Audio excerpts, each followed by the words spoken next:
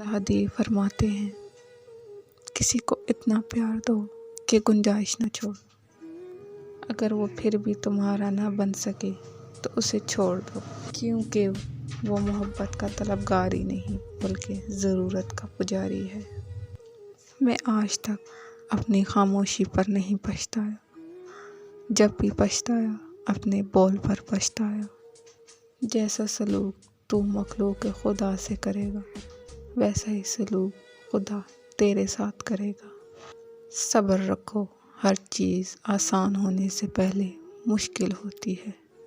شیخ Saadi فرماتے ہیں، اپنے حصے کا کام کیے بغیر دعا پر بھروسہ رکھنا حماقت ہے، اور اپنی محنت پر بھروسہ کر کے دعا سے گریز کرنا تکبر ہے۔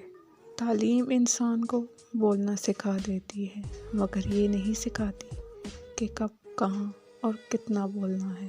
شیخ سعدی اور ان کا بیٹا تہجد پڑھ رہے تھے۔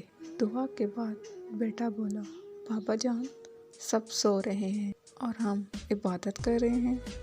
جواب میں کیا خوبصورت بات کہی، اگر دوسروں کے عیبوں پر نظر رکھنی تھی، بہتر تھا تو بھی سویا ہی رہے۔